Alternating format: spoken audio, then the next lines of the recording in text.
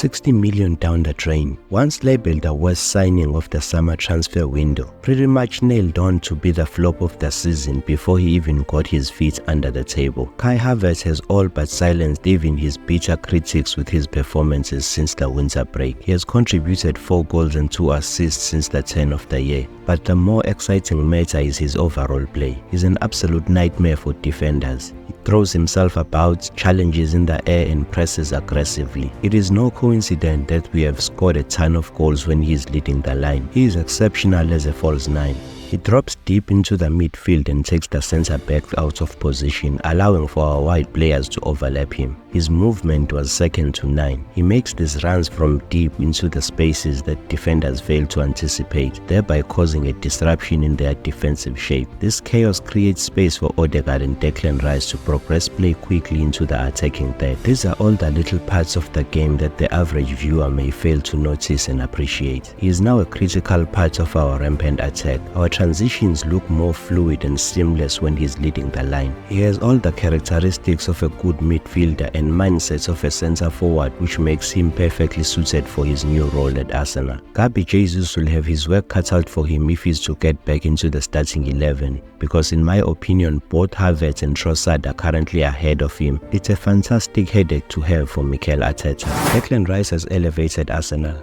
When Declan Rice arrived from West Ham United for £105 million, we knew we were signing a good player with proven quality and experience. I, like most Arsenal fans, have been pleasantly surprised at how good he actually is. It is a true testament to his performances this season that his price tag is not even a factor anymore. He came into this young Arsenal team and hit the ground running. His presence in the middle of the park have been a catalyst for the dominant ball retention Arsenal possess. It is his performances that ensure that our midfield can compete with any midfield in the Premier League. He's a fantastic defensive midfielder, but his performances as an 8 has taken us all by surprise. His goal against Brentford was an example of how well adapted he is to his new role at Arsenal. He made a lead run across the defender and rose high to head home. He dominated the midfield alongside Jorginho. Rice has 6 goals and 5 assists, playing mostly in deep midfield. He has a 90% pass success rate over the course of the season. The way Arteta has been using him recently is a clear indication that Declan Rice is the Granit Xhaka replacement in the squad. It is unfortunate that his arrival coincided with a long-term injury to Thomas Partey, which subsequently meant that he has to play more as a 6. Partey's absence has robbed us of a chance to see them play alongside one another consistently. The combination of Partey, Rice and Odegaard can stand across any midfield combination in world football. With Thomas Partey now back to fitness, we have a great chance to stamp our authority in both the Champions League and the league.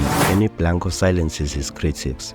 Another player who has been under scrutiny this season has been Ben White. The Arsenal fullback was one of the standout players last season. He narrowly missed out on being part of the team of the season to Kieran Trippier, understandably. The arrival of Jurrien Timber in the summer meant that he was going to have more competition for his starting berth in the team. When Timber got injured in the first game of the season, Thomas Partey then started at right fullback for the subsequent few games, to everyone's surprise. Ben White returned to the starting 11 in a 3-1 demolition of Manchester United at the Emirates. He looked rusty and short of confidence, not the Ben White we have grown accustomed to. He even dyed his hair white for a while, and things took a turn for the worse for both himself and Arsenal, losing to West Ham and Fulham back to back. Since the return from the winter break, he has been in imperious form. He's been part of a defense that has only let in 4 goals in 8 games, and 2 of those goals were unforced errors. On Saturday afternoon, he delivered a man of the match performance, contributing 2 assists, 5 shots creating actions and an 86% pass completion. He has took on a new role at Arsenal in that defense. With Zinchenko's absence, he was tasked by Arteta to be the inverted fullback, adding numbers into the midfield when we have possession. He has excelled in this new role. We've always known Ben White was good with the ball at his feet, but he has found a new level.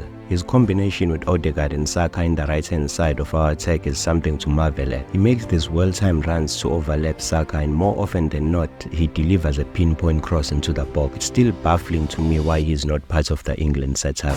A wall at the back. Our defensive was solid against Brentford, only conceding an XG of 1. Since the turn of the new year, we have only let in 4 goals in 8 games. The centre-back partnership of Gabriel and Saliba has been the cornerstone of our stingy defense. They provide the defense solidity that we massively missed in the latter years of Arsene Wenger. All title-winning teams are built on the backs of strong defenses. Our defense this year has been playing at a very high level consistently. The combination of Big Gabi and Willow is a perfect balance of aggression and defensive calm, which means they can cope with any type of attacking threat. Gabriel provides strength and aggression, which is useful against the bigger types of strikers like Ivan Toney, who was rendered anonymous by our defense. The English striker barely had a sniff, only limited to a long-range snapshot in the second half. Gabriel matched him pound for pound, whether it was in aerial duels or ground duels. His centre-back partner Saliba provides the pace and the calm in the defense, which is useful against the quicker types of forward. He is also very comfortable with the ball on his feet. His abilities on the ball are responsible for our ability to seamlessly transition from defense to attack. Our failure to win the title last year can be directly attributed to the injury of Saliba. This shows you how vital he is to our defense. A special mention should go out to Jakub Kiwior. The Pole has stepped up massively since the injuries to Tomiyasu and Zinchenko. His improvement has been pleasantly surprising. He is playing at a role that is new to him, considering that he is a centre-back by trade. He has played at left full-back for most of his career at Arsenal, and he has been a fantastic squad player for us. It will be interesting to watch if the return of Tommy and Zina affects his game time. Spare thought for Rambo. After the ecstasy of Kai Havertz's late winner to send us top of the table, it may have been easy to forget why we were in that situation in the first place. Right on the cusp of halftime, Arsenal were 1-0 up and comfortable in possession. From a pretty routine back pass to the keeper, we conceded an equalizer via a Ramsdale lapse of concentration. This was subsequently followed by a massive meltdown from our fans. This one mistake was seen as vindication for Arteta picking Raya over Ramsdale this season. But let me put some context to the situation without forming a condemning judgment to Rambo. We can all agree that apart from that one mistake, Ramsdale had a pretty decent game. This mistake is the risk that comes when a player has been out for a long time. Case in point, Thomas Partey on Monday. Partey lost the ball on numerous occasions, and it went unnoticed because we were 6-0 up and did not concede directly from the situation. This type of mistakes happens to the best keepers in the world. It comes with the territory when you are a team that likes to play out from the back. It was a terrible mistake and might have ultimately dealt us a heavy blow in our title endeavors. When the goal went in, Gabriel went to Ramsdale immediately to motivate him.